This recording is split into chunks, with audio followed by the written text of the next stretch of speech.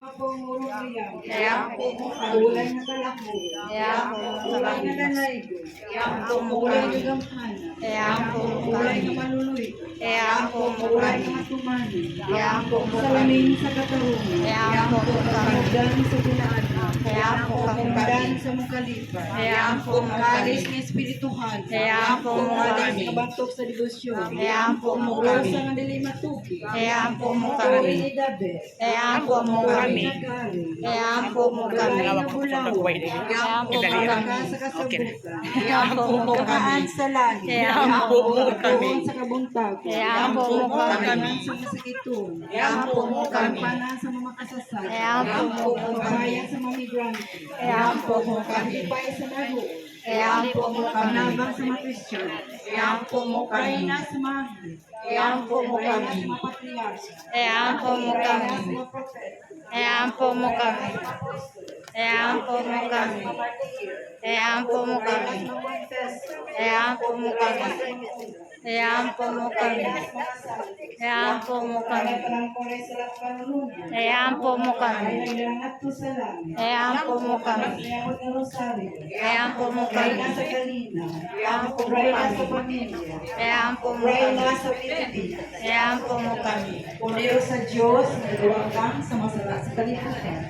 Kasalawa kami, Ginoo. Puliro sa Diyos, nagawa kang sa masarap sa kalibutan. Kalingogi kami. Puliro sa Diyos, nagawa kang sa masarap sa kalibutan. Kalingogi kami, Ginoo. Ang pandila. Ang kaspusan. O Diyos na nga pagputong anak. Pinagay siyang kinabuhi, kamantay ng pagkabanhaw. Mibayad alang kanamo sa kinabuhi dayo.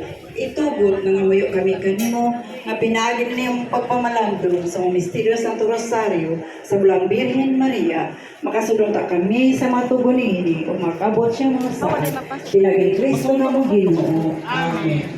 So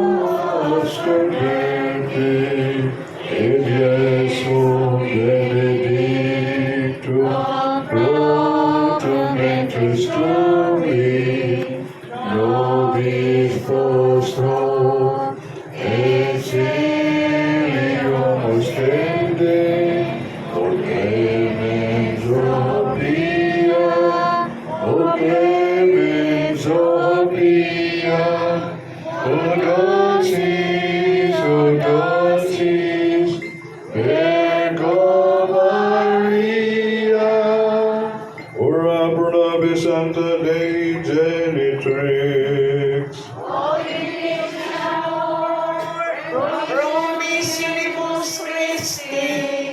Oremus, omnipotens eternity Deus, qui gloriosi virgines matris Mariae corpus et animam, ut dignum filii tui applicabita columnifici meronitor, Spiritus Sancto cooperandi preparasti, Daud cuius commemoratione litamur, eius pia intercessioni abstantibus malis, Ida morte perpetua liberemur, Creandum Christum Dominum nostrum.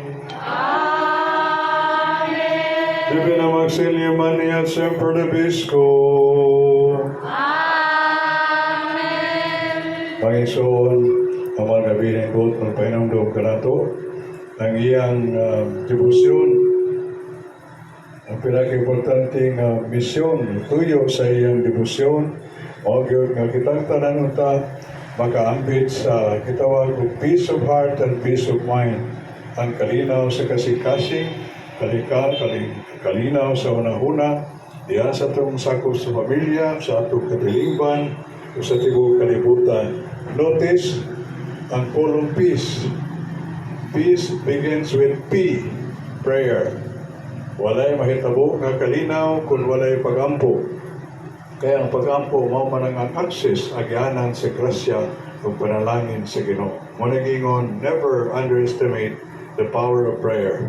Labi na ang pagampo sa mga bihin.